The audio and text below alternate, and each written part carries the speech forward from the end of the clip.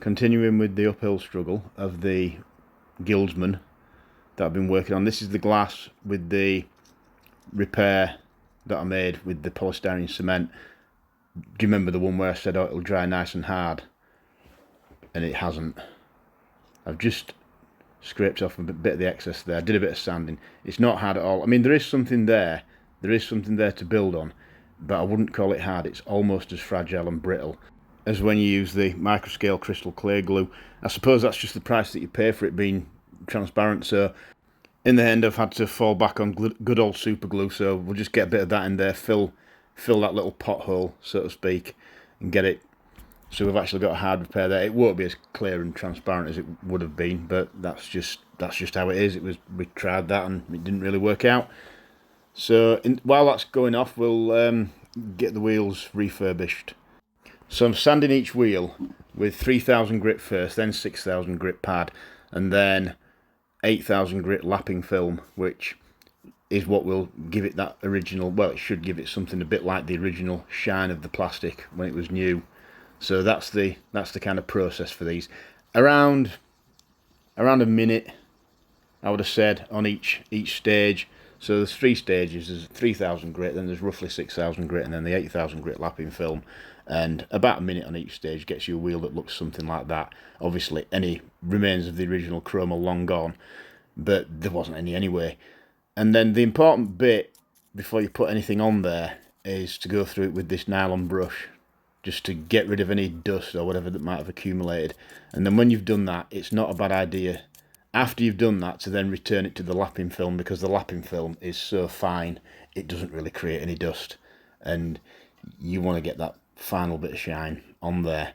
And then you can sort of say the wheels are done. Now, I'm mounting them back on the car before I do the centres, because I'm doing the centres with the Malletau liquid chrome. Now, the Malletau liquid chrome, it is great. It's really good for doing wheel centres of things like this. It's got quite a long curing time, so if you do your, you shouldn't really be doing them at this point anyway. If I'm quite honest with you, I'm only doing it just for the sake of continuity. This is where I'm just having another go at repairing that damaged suspension thing, and you're much better off doing that when you've actually got the wheels on. Just don't get any of the glue onto the axles, or certainly not into the wheel itself. But as long as you just get the glue where it's supposed to be going, and then just manhandle it into position so it can set. And it just means that you don't have to risk breaking your repair just to fit the wheels. It means you should be able to just leave it where it is. Ideally though, you wouldn't be doing the Malletau liquid chrome at this stage, because it does seem to have a very long cure. I mean, it'll get touch dry fairly quickly, but it doesn't like being handled. It seems to be a long time before it's actually cured. Nobody seems to be entirely sure how long it takes. Some people think it takes a few days. Some people seem to think it takes a few months. I think it can vary. But the thing itself, I mean, this is what we're doing now. I'm just going through actually putting the liquid chrome onto the wheel hubs, and like I say, it does make them look exactly like they would have done right at the factory. It's brilliant in that respect. But just don't expect it to cure anytime quickly, and don't expect to be able to put any lacquer over the top of it either, because that will instantly dull it. So ideally, you'd be doing this right at the end after absolutely everything else is done. Ideally, you want to just leave the thing with completely black wheels, just all sanded, get all that done, so that the wheels are back to being in good condition. But just don't actually do anything with the hubs until you've actually put the car back together again and you've done absolutely everything else with it. And then you can silver the hubs and leave it alone, because the more you handle it, the more you get your fingers on it. Even if it's been on there for a day or so, you will take the edge off the shine and you'll have to do it again. So I'm doing these now as a demonstration, but this is highly unlikely, because of how much handling the car's going to be getting still, because there's still so much work to do in it. It's highly unlikely that this will be the final result. The good thing about the Malletau is, though, to be fair, you can just put it straight onto, if you've already done a wheel centre and it's gone dull, you can just do it again. Just do it straight over the top. You don't need to sand it all off and clean it off or anything like that. Just put the new bit of chrome straight onto the old bit of chrome that's gone dull. So I'm just doing a couple there. So you'd noticed I've just used the edge of a Stanley knife blade just to get off any. If you end up colouring outside the lines and you end up going onto the bit of the wheel that's supposed to be black, you don't want, ideally you don't want any chrome on there at all.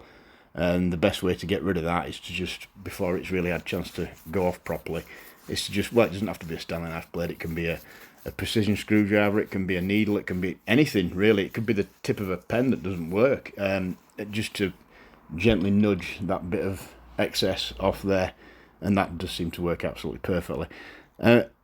Amazingly, the repair has actually held up, but it's lopsided, so I don't think we're quite done with that yet, unfortunately. So this is kind of where we're at the minute, but we're still waiting for that glue to harden properly so we can do the glass. But I mean, it's coming along. When you start with one as rough as this, especially with the glass being in the condition it's in, then it will be a long time before you actually get to the end. So the glue's dry. So again, we're just going to take off anything that's kind of raised up. You've got to be very, very careful with this.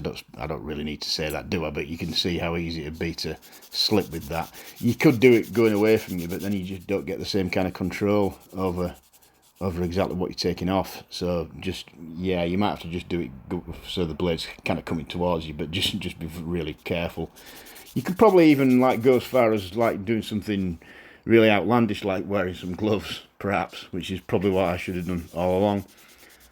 So yeah, we'll start with sanding it. Like I said, now we've got it leveled off a bit with the blade. We'll start with the 600 grit,